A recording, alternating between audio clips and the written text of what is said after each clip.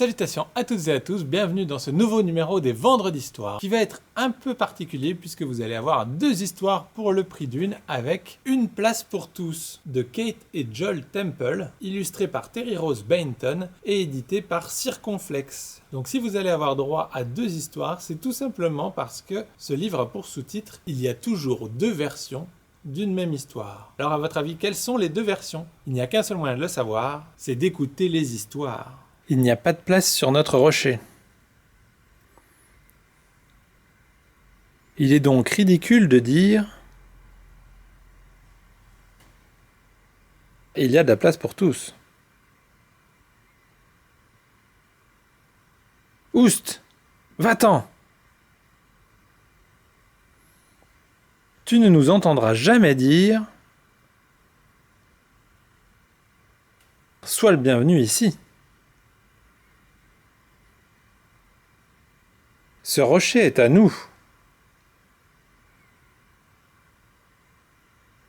Rentre chez toi. Personne ne te dira « Installe-toi sur notre rocher ».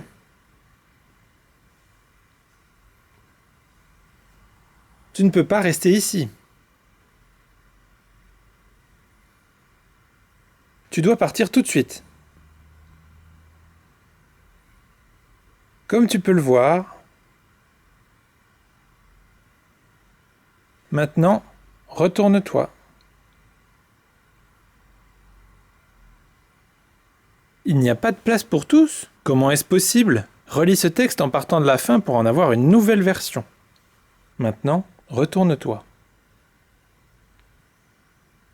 Comme tu peux le voir, tu dois partir tout de suite. Tu ne peux pas rester ici. Installe-toi sur notre rocher. Personne ne te dira « Rentre chez toi ». Ce rocher est à nous. Sois le bienvenu ici. Tu ne nous entendras jamais dire « Oust, va-t'en !» Il y a de la place pour tous. Il est donc ridicule de dire « Il n'y a pas de place sur notre rocher ». Fin. Alors ça vous a plu? C'était plutôt original cette histoire en miroir qui, selon le sens où on la lit, n'est pas du tout la même histoire, c'est même complètement le contraire. À mon avis, ça n'a pas été facile à faire. Et du coup, vous, c'est quelle version de l'histoire que vous avez préférée?